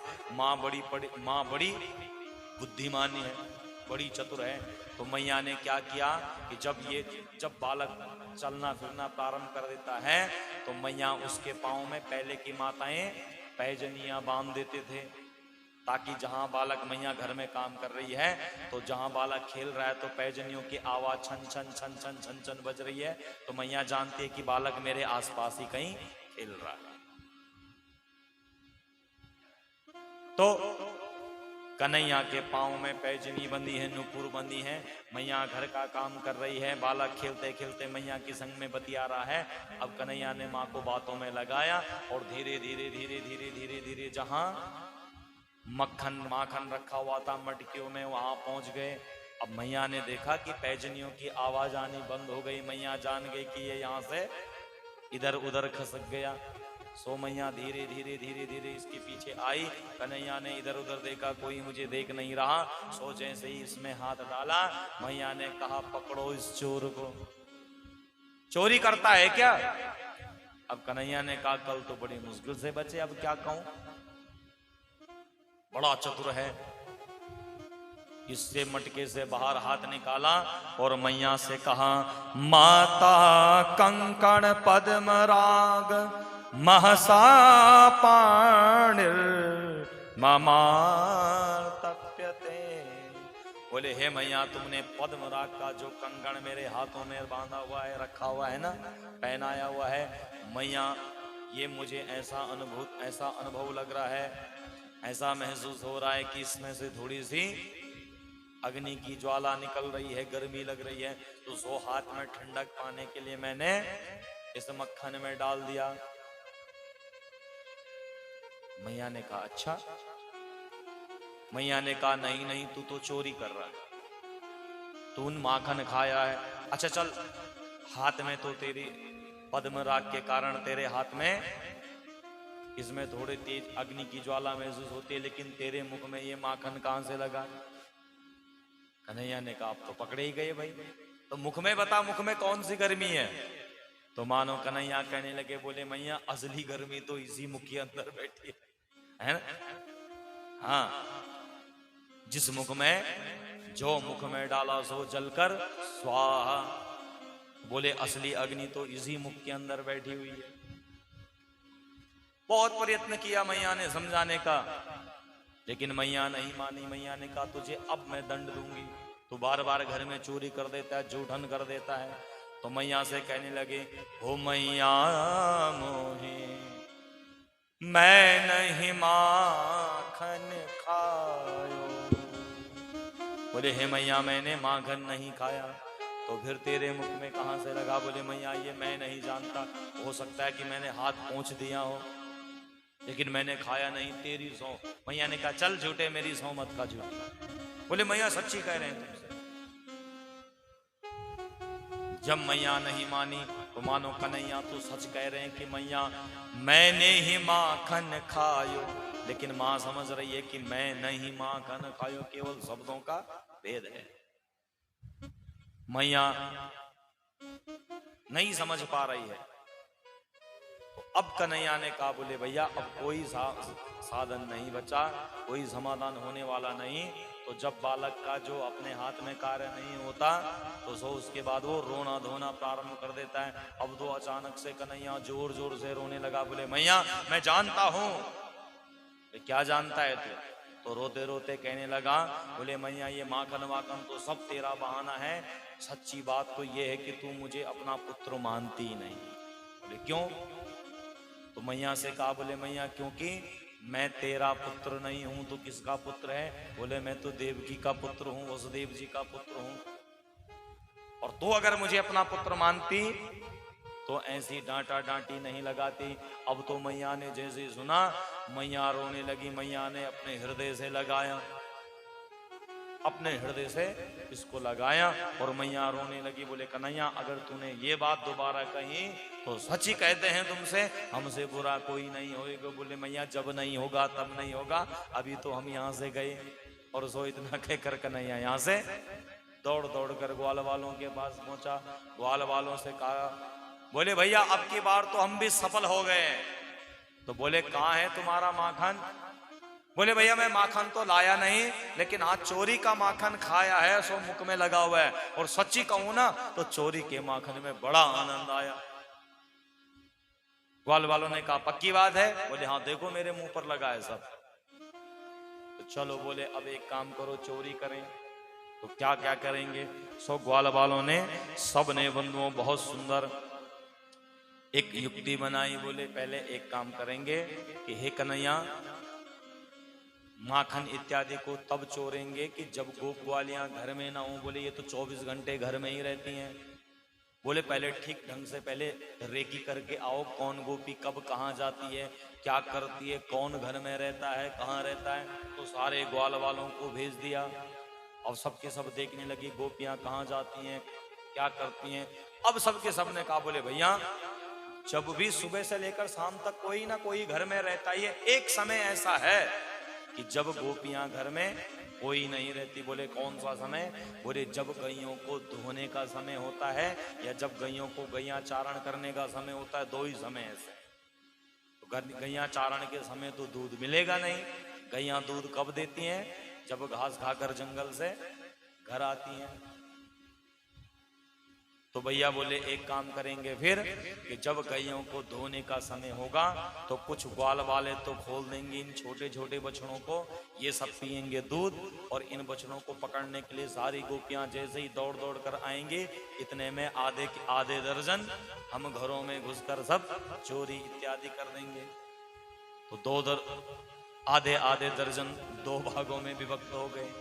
और अब बंधु इन्होंने ऐसा ही किया कि वत्सान मुंचन क्वचिद समय क्रोश संजात हासन स्तेयम स्वादत्त यदधिपया कल्पिते स्तेय योगे मर्कान भोक्षयन विभजति सचे नाति भाण्डं भिन्नते द्रव्यालाभेशग्रह कुपितो यातु प्रकोशतो काम। वत्सान मुंचन क्वचिद समय, जो इनको धोने का उचित समय नहीं था, सो उसी समय इन्होंने सारे नन्हे नन्हे बछड़ों को खोल दिया और बछड़ों ने दूध पीना प्रारंभ किया। एक वाले ने जोर से कहा बोले एरी गोपियां अरे कहाँ हो? कहाँ हो तुम सब के सब? अरे वहां देखो सारे बछड़ों ने गैयों का दूध पी लिया। अब गैयों को देखकर जिस गोपी जो जहां थी अपना अपना काम छोड़कर दौड़ पड़ी इनको पकड़ने के लिए। और इतने में आधे ग्वाल वाल घरों में घुसे और सो जहां जहां माखन इत्यादि था सो जितना खाना था सो खाया और बाकी उठागा सो बंदरों में मरकट मने बंदर सारे बानरों में इधर इधर दही को फेंका। सो मटकों को उठाकर पटापट पटापट सब घर से बाहर फेंक दिया। ग्वालनियों की दशा, सारी ग्वालनियां अब शिकायत लेकर कहां पहुंची? मैया नंद रानी के पास। और नंद रानी के पास जाकर कहा, बोले मैया और ही मैया बाहर आ। मैया ने कहा क्या बात हो गई, आप तुम सबके सब एकत्रित होकर आई हो, क्या बात हो गई बताओ, क्या कहना चाहते हो? कौन सी खुशी की बात कहना चाहते हो? हैं? जब बंधुओं माताएं जब 10-15 एकत्रित होती हैं तो वहां अपने आप हर्षोल्लास प्रारंभ हो जाता है ना। माताएं लोग जब कलश यात्रा में जाती हैं तो कितना सुंदर लगता है। 10-15 माताएं एकत्रित हो जाएं तो भगवान का भजन शुरू हो जाता है। और जब पुरुषों का समूह जाता है तो है ना थोड़ा सा बुरा महसूस होता है, बुरा प्रतीत होता है। तो बोले सबके सब एकत्रित होकर आए हैं, बताओ कौन सी खुशी देना चाहते हैं? अरे बोले खुशी देना चाहते हैं तुझे, तेरा जो लाला है ना ये बड़ा चोर हो गया है, 1 नंबर का। मैया ने कहा खबरदार जो मेरे लाल के लिए दोबारा ऐसा कहा तो। बोले मैया सच्ची? बोले क्या चुराया रे उसने? बोले हमारे घरों का सारा माखन इत्यादि। मैया खिलखिलाकर हंसने लगी। अरे तुम तो चोरी का इल्जाम भी ऐसा लगा रही हो। अरे हमारे घर में 9 लाख गैया हैं, देख प्रत्येक घर में जहां जहां जाएगी वहां माखन के अलग मटके भरे हुए हैं, दूध के अलग मटके हैं, दही के अलग मटके हैं, घी के अलग मटके हैं, और इन सबको छोड़कर तुम्हारे घर में चोरी करने जाएगा? बोले मैया सच्ची तुम्हारी जो हम सच कह रहे हैं। बोले कल उसने क्या किया कि सांझ के समय में गैया दोहन से पहले ग्वाल वालों से कहा कि भैया इन बछड़ों को छोड़ दो। जो हम उनको पकड़ने गए इतने में सब चोरी कर दी, सबके घरों से शेष बाहर फेंक दिया, कुछ बंदरों में लुटाया। एक ने कहा बोले मैया कुछ माखन इत्यादि मेरे घर के बाहर गिरा था, जो मैं घर के भीतर जाना चाहती थी सो पांव फिसला और हाथ पांव तोड़कर सब तुम्हारे पास पहुंची हूं, फिसल गई उस माखन पर। जितना खाना था खाया सो बाकी बंदरों में लुटा दिया। मैया ने कहा चलो मैं तुम्हारी बात को नहीं मानती, चलो जाओ यहां से। सारी गोपियां मुख लटका कर वापस आई। गोपियों ने कहा क्या करें, बहुत दिन हो गए कन्हैया ऐसा ही किया करता। गोपियों ने कहा बोले कुछ ना कुछ तो करना पड़ेगा, इसको रंगे हाथ पकड़ना पड़ेगा, क्या करें? तो गोपियों ने एक नियुक्ति बनाई। बोले एक काम करते हैं कि माखन की जो मटकी है उसको ऊपर छींके से लटका देते हैं, अब वहां तक ये कन्हैया पहुंच नहीं पाएगा, सो हमारा माखन ठीक से रहेगा। अब कन्हैया ने बंधु उसका भी तोड़ ढूंढ लिया। जहां जहां जिसके घर में ऊपर माखन बंधा रहता था सो बड़ा सा डंडा लगाते और सारा माखन नीचे, सारा दही नीचे। गोपियों ने कहा बोले भैया इसमें भी कामयाब। बोले एक काम करते हैं कि बार इसको रंगे हाथ पकड़ कर लेते हैं। तो कैसे पकड़े? एक गोपी ने कहा देख सकी हमारा एक दादा परदादा के जमाने का एक अंधेरा कमरा है और वहां दिन में भी कुछ दिखाई नहीं देता, तो एक काम करते हैं कि वहीं हम माखन को ऊपर बांध के रखेंगे और सारी गोपियां उस अंधेरे में छिप जाएंगी, जैसे ये आएगा रंगे हाथ पकड़ कर ले जाएंगे। अब बंधुओं गोपियों ने ऐसा ही किया। अब कन्हैया एक घर में गए, ग्वाल वालों के संग में देखा तो यहाँ कुछ नहीं मिला, दूसरे के घर में, तीसरे के घर में, चौथे के घर में। कन्हैया ने कहा मैं जानता हूं माखन कहाँ होगा, चलो ग्वाल वालों। अब सब के सब वहां पहुंचे। सो धीरे धीरे करके दबे पांव अंदर जाने लगे। अब बाहर रोशनी से जो व्यक्ति अंधेरे कक्ष में जाए तो 5-4 मिनट तक तो कुछ दिखाई नहीं देता है। अब आगे आगे कन्हैया ग्वाल वालों से कह रहे आजा आजा भाई, खुसफुसाहट हो रही है। अब गोपियों को तो देखा नहीं, ध्यान तो केवल माखन। एक से कहा बोले देख देख देख ऊपर टांका है। बोले हाँ, लेकिन क्या करें आज तो डंडा भी नहीं है हमारे पास, क्या किया जाए? तो ग्वाल वालों ने कहा कन्हैया एक काम करते हैं, एक के कंधे पर एक बैठेगा और कन्हैया सबसे ऊपर, तुम जाकर मटकी को सकुशल नीचे उतार दो, आराम से बैठ कर खाएंगे। हाँ बोले ये ठीक है। अब बंधुओं एक के कंधे पर एक बैठा, दूसरे के कंधे पर दूसरा खड़ा हुआ और सबसे ऊपर कन्हैया गया और जैसे ही मटकी को पकड़ा और मटकी को पकड़कर तोड़ना ही चाहता था, इतने में गोपियों ने कहा पकड़ो रे पकड़ो। अब जो नीचे वाले थे वो सब यहां से दौड़ पड़े। अब कन्हैया मटकी के संग में झूला झूलने लगे। झूला झूले रे नंदला, यशोदा मैया का गोपाल। सो मटकी के संग में मानो झूला झूलने लगे। बोले अरे कहां छोड़कर मुझे चले गए, ग्वाल वालों वापस आओ। बोले महाराज ज्यादा तुम ही खाते हो, सो तुम ही भुगतो, हम तो भागे यहां से। गोपियों ने कहा बोले कन्हैया सच सच बताओ कैसा लग रहा है झूलते हुए? आज तक पलना में झूले थे, मटकी में झूल कर कैसा लग रहा है? कन्हैया ने कहा तभी तो बताऊंगा जब नीचे उतारोगे, है ना? अरे तभी तो बताऊंगा तभी जब नीचे उतारोगे। मैं कैसे बताऊं तुम्हें? ना मैं बोल पा रहा हूं, ना मैं हाथों से बस केवल झूल रहा हूं। कैसे महसूस कर रहा हूं? बोले खुश तो हो ना? बोले चाहे अब मैं खुश हूं चाहे दुखी हूं, लेकिन तभी बताऊंगा, तभी अभिव्यक्त कर सकता हूं जब नीचे उतारोगे। अब कन्हैया तो डर का मारा झूल रहा है, कहीं ऊपर से टूट ना जाए। मटकी जिधर घूम रही है उधर ही झूल रहे हैं ना। तो मैं कैसे बताऊं? अब खुशी है मुझे कि दुख है, कैसे बताऊं? जब नीचे उतारोगे तभी बता पाऊंगा। एक बार क्या हुआ बंधुओं कि ऐसे ही एक बार एक जहाज में 5 लोग यात्रा कर रहे थे। अब जब 5 लोग यात्रा कर रहे थे तो इतने में जो इसको चला रहा था पायलट ने कहा, बोले भैया एक काम करो कि इसमें अधिक वजन हो गया है, एक को हमें नीचे गिराना पड़ेगा, तब ये जहाज सकुशल नीचे उतरेगा। अब ये 5 सवारियां इसमें थी, एक को इसमें से नीचे गिराना पड़ेगा।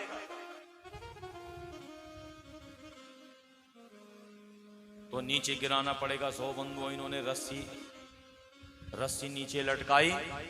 जब कोई तैयार नहीं हुआ तो जो जहाज को चलाने वाले थे इन्होंने रस्सी नीचे लटकाई। बोले भैया सब इस पर लटको, अब जो तुम नीचे कूद पड़ो तो सो बच जाओगे, नहीं तो जीवन लीला सबकी समाप्त। और यदि अगर इसमें एक अपनी खुशी से चला जाए तो यह सकुशल नीचे उतर जाए। अब 5 में से 4 ने कहा बोले भाई तू नीचे कूद जा। अरे तू क्या करेगा, तूने खा लिया पी लिया, 70-80 साल तेरी उम्र हो गई, अब क्या करेगा जीकर यहाँ? अरे बोले नहीं नहीं अभी तो मैं 2-4 साल में क्यों कूदूं। दूसरे ने तीसरे से कहा, तीसरे ने चौथे से कहा, कोई तैयार नहीं हुआ। अब इतने में जो सबसे ऊपर रस्सी पकड़कर खड़ा था उसने बोला अच्छा ठीक है तुम सबके सब खुशी हो जाओ, खुश हो जाओ। लेकिन खुश कैसे होते हैं? बोले जब मनुष्य खुशी होता है तो ताली बजाता है ना। तो एक काम करते हो तुम चारों के चारों यहीं रहो, मैं ही छलांग लगा देता हूं। और जो ऐसे ही कहा, चारों ने खुशी के मारे ताली बजाई, रस्सी छूटी और चारों के चारों गोविंदाय नमो नमः। तो कन्हैया ने कहा कहीं तुम्हारी प्रसन्नता के कारण मैं भी ऊपर से नीचे न गिर पाऊं, पहले नीचे उतारो तभी तो बताऊंगा कि मैं खुश हूं कि दुखी हूं। ग्वालनियों ने कहा बोले पकड़ो इसको। सो पकड़कर चारों ने, किसी ने हाथ पकड़ा, किसी ने पांव पकड़ा, सो इनको पकड़कर नीचे उतार दिया। बोले कन्हैया कैसा लग रहा है? कन्हैया रोने लगा। अब ये बड़ा नाटकी है, बड़ा छली है। बोले गोपियां छोड़ दो मुझे। बोले तू कहता है छोड़ दे, तुझे पकड़ने के लिए तो हमने न जाने कौन कौन से खटकर्म किए, और तो कहता है मुझे छोड़ दे। कन्हैया अब इनको प्रेम से कहने लगा, बोले अच्छा मैं मानता हूं कि मैं चोर हूं, मैं बुरा हूं, मेरे में लाख बुराइयां हैं, लेकिन हूं तो मैं तुम्हारे ब्रज का ही छोटा ग्वाला, छोटा लाला हूं। और तुम अगर मुझसे प्रेम नहीं कर, तुम मुझसे प्रेम नहीं करते। बोले भैया प्रेम तो तुझसे बहुत करते हैं, लेकिन तूने सताया बहुत है, तेरी मैया कहना नहीं मानती। अरे क्या हुआ तुम्हें, तुम्हारे ही तो ब्रज का छोटा लाला हूं, मुझे क्षमा कर दो, क्षमा कर दो। बोले नहीं क्षमा नहीं करेंगे तुझे। तो क्या करोगे? बोले तेरी मैया के पास लेकर जाएं। बोले मैया के पास लेकर मत जाना, 2 बार बड़ी मुश्किल से बचाऊं, अब की बार मैया छोड़ेगी नहीं। गोपियां नहीं मानी तो 100 बंधुओं अब कन्हैया के हाथ को पकड़कर घसीट कर गोपियां कन्हैया को लेकर जाने लगे। अब ले जाते कन्हैया ने तब तक दूर से देखा कि इस गोपी का ससुर आ रहा था। गोपी से कन्हैया कहने लगे, बोले हे गोपी, तूने बहुत देर से मेरी हथेली को पकड़ा है, इसमें बहुत पीड़ा हो रही है। अच्छा एक काम कर, मेरी दूसरी हाथ को पकड़ ले मेरे। सखी ने कहा, बोले ठीक है। अब सखी ने बंधुओं घूंघट ओढ़ा हुआ है, सो हाथ पीछे करके घसीट कर ला रही है। इतने में इसका ससुर आ रहा था, सो कन्हैया ने इसके ससुर के हाथ को पकड़कर गोपी के हाथ में पकड़ा दिया और कन्हैया यहाँ से 9 2 11 बोले बाल कृष्ण लाल की जय। यहाँ से निकल पड़ा कन्हैया। अब ससुर को घसीटने लगी। ससुर ने कहा, बोले अरे बहू छोड़ दे मुझे, कहाँ लेकर जा रही है? गोपी ने कहा, बोले अच्छा अब तू बचने के लिए मेरा ससुर बन गया। अरे बहू, मैं तुम्हारा ससुर हूं, छोड़ दे मुझे, छोड़ दे मुझे। नहीं नहीं छोड़ूंगी नहीं, आज तुझे तेरी माँ के पास लेकर जाऊंगी। अरे बोले मेरी माँ तो कब की बैकुंठ गोविंदाय नमो नमः हो गया, मेरी माँ तो कब की चल पड़ी। नहीं नहीं, तुझे तेरी माँ के पास लेकर जाऊंगी आज। अरे बहू छोड़ दे छोड़ दे छोड़ दे। नहीं, मैं तुम्हारी बात सुनूंगी नहीं, तेरी बात सुनूंगी नहीं। अब बंधु ससुर को घसीटते हुए लेकर गई और नंदरानी से कहा, ए नंदरानी बाहर आ। अरे तू कहती थी ना तेरा कन्हैया चोर नहीं है, चोरी नहीं करता। तो सो ये देखो रंगे हाथ पकड़ कर लाए हूं। मैया दौड़ दौड़ कर आई, देखा कि ससुर जी हैं। सो मैया ने घूंघट ओढ़ लिया। अच्छा तो अपने बेटे को देखा तो मुख में घूंघट ओढ़ रही है। मैया ने कहा, बहन पहले एक बार देख तो ले, है कौन? गोपी ने जैसे पीछे मुड़कर देखा, लज्जित हो गई। बोले वो कन्हैया कहाँ गया? इतने में कन्हैया घर से बाहर निकला महल से और गोपी को अपना अंगूठा दिखाने लगा। बोले हे गोपी। गोपियां लज्जित हो गई। गोपियां कहने लगे, बोले हे कन्हैया, हम तो केवल प्रेम वश यहाँ आते थे, प्रेम वश तुमसे मिलने का ये बहाना था। और बंधुओं भगवान ने चोरी इत्यादि की, लेकिन माखन की लीलाएं की भगवान ने। ब्रजे वसंत नवनीत चोरम ब्रजांगनाना वसनेक चोरम अनेक जन्मार्जित पाप चोरम चौराग्रगण्यम पुरुषं नमामि। बोले हे कन्हैया, हम तो केवल तुम्हारा ही दर्शन करने के लिए यहाँ आते थे। कन्हैया ने कहा, अब कारण जो भी हो। सारी गोपियां लज्जित होकर यहाँ से निकल पड़ी। कन्हैया अनेक लीलाओं को कर रहा है, अनेक लीलाओं को की। अनेक सूरदास जी बहुत सुंदर वर्णन करते हैं। शेष महेश गणेश दीनेश सुरे साहू चाहे निरंतर गावे जाहि अनादि अखंड अनंत अछेद अभेद सुभेद बतावे। नारद से सुख व्यास रटे हो, नारद से सुख व्यास रटे थके हारे तहो पुने पार न पाहे। ताहि अहीर की छोचनिया, ताहि अहीर की छोचरिया छचिया भर छाछ पे नाच नचावे। भर छाछ पे नाच नचावे। जय सिया राम, जय सिया राम, जय सिया राम, जय जय सिया राम। भगवान ने अनेक लीलाओं को की। अब एक दिन कन्हैया ने बंधुओं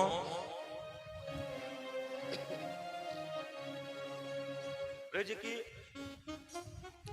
रज को देखा और उस रज को देखकर उस पर बड़े मंत्रमुग्ध हो गए।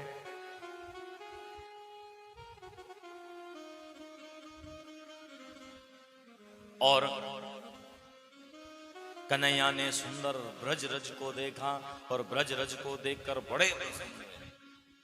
अब कन्हैया मिट्टी से खेलने लगे। मिट्टी से खेलते खेलते खेलते सो इन्होंने अपने हाथ मुट्ठी से मिट्टी को पकड़ा और मुख में डालकर मिट्टी का पान करने लगे, खाने लगे। ग्वाल वालों ने देखा और ग्वाल वालों ने जब देखा तो मैया से जाकर कहा, बोले मैया मैया कन्हैया ने मिट्टी खाई। मैया ने कहा, सच रे तूने मिट्टी खाई है क्या? कन्हैया ने कहा, नहीं खाई मैया। बोले मुंह खोलो। बोले नहीं खोलूंगा। मैया ने सो जबरदस्ती मुख में उंगली डाली और मिट्टी को बाहर निकाला। बोले झूठ बोलता है क्या दारी के? बोले खोलो अपना मुख को। जो मुख को खोला तो मानो मैया ने आज समस्त 7 लोग 14 लोगों को देख मैया ने सारा सबका ब्रह्मांड का दर्शन कर लिया। मैया ने कहा, इस बालक के मुख में सबके सब विराजमान है। बोले फिर मुंह खोलना। देखा तो कन्हैया ने फिर अपना साधारण मुंह बना लिया। मैया बड़ी आश्चर्यचकित हुई तो मैया से कहने लगे। मैया ने कहा, बोले क्यों रे मिट्टी को क्यों खा रहा है? तो मानो कन्हैया कह रहा है, बोले मैया एक दिन तो हमको इसी मिट्टी में ही मिल जाना है और जिसको अपनी मिट्टी से प्रेम नहीं, जिसको अपनी जन्मभूमि से प्रेम नहीं, उस मनुष्य का जीवन तो बेकार है? मिट्टी में खेलने से बंधुओं बालक के जीवन में अनेक प्रकार की रोग व्याधियां समाप्त हो जाती हैं। बालक मजबूत होता है, शरीर से मजबूत होता है। तो कन्हैया ने ग्वाल वालों से कहा, बोले हे ग्वाल वालों, रमण रेत लेटे नहीं, कियो न जमना पान, रे मन तो समझो नहीं, ब्रज को तप महान। अगर वृंदावन में जाकर बंधुओं रमण रेती में अगर लोटपोट नहीं किया और वृंदावन में जाकर अगर जमुना का पान नहीं किया तो उस भक्त का जीवन बेकार है। जब कभी यद्यपि वृंदावन जाओ तो यमुना का पान, बिहारी जी का दर्शन, रमण रेती का दर्शन, भगवान बाल मुकुंद का प्राकट्य भवन का दर्शन, मथुरा प्रेम मंदिर अनन्या, बड़ा सुंदर पावन वृंदावन।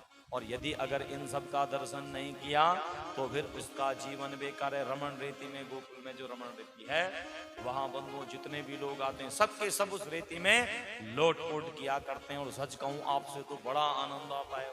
हाँ, जो लोग गए होंगे शायद उनको पता हो, जो लोग ना गए हों और जो जाना चाहते हों तो दिसंबर माह के फर्स्ट सप्ताह में वृंदावन में बंधुओं श्रीमद् भागवत महापुराण की कथा का आयोजन होने वाला है। उसकी प्रक्रिया चल रही है और जो भी श्रोता वृंद यहां से वहां जाना चाहता हो तो यहां से गाड़ी की व्यवस्था की जाएगी और जो भी 5-7 हजार रुपए उसका खर्चा होगा 7 दिनों तक, तो वहीं उसमें खाना पीना रहना आना जाना वो सब खर्चा उसी में रहेगा। और प्रातः सत्र में कथा होगी या सांझ के सत्र में कथा होगी और फिर वृंदावन का पावन दर्शन आप लोग कथा के माध्यम से कर पाएंगे। कथा भी सुनेंगे, कथा का आयोजन भी होगा और वृंदावन के अनेक मंदिरों का, बिहारी जी का दर्शन भी होगा। तो जो भी लोग जाना चाहें अक्टूबर के महीने से उसका रजिस्ट्रेशन करना हम प्रारंभ करवा देंगे, क्योंकि यहाँ से 2-3 गाड़ियाँ जाएंगी और अधिक से अधिक संख्या में जो लोग जाना चाहें वो लोग हमारे पंडित जी से संपर्क कर लें और यहाँ से बस जाएगी और 7 दिन तक बड़ा आनंद वहाँ वृंदावन में आएगा। और हमारा और आपका भी परम सौभाग्य होगा कि जहाँ भगवान का दर्शन भी होगा और संग संग में कथा का भी रसपान हम लोग करेंगे। तो जो भी भक्त वहां जाना चाहे वो लोग आचार्य जी से संपर्क कर सकते हैं। बोल बांके बिहारी लाल की जय। तो इस प्रकार से वृंदावन में जाकर अगर यमुना का पान नहीं किया, रमण रेती में लेटे नहीं, तो रे मन तो समझो नहीं, ब्रज को तत्व महान। इस ब्रज के तत्व को तो जहीं समझा ब्रज का तत्व तो वह तत्व है कि जो मनुष्य मात्र का परम उद्धार कर देता है। बोल बांके बिहारी लाल की। ऐसी ऐसी लीलाएं भगवान ने की। इधर अब एक दिन बंधु मैया क्या, मैया दही मंथ रही थी, दही का मंथन कर रही थे, तो आए इस लीला से पूर्व जिन दानीदाताओं ने कथा में दान इत्यादि दिया है उन सबके नामों का उद्घोष आचार्य श्री कर रहे हैं। आप एक बार दोनों हाथों से तालियों की सेवा कीजिए और इस यज्ञ में तन मन धन के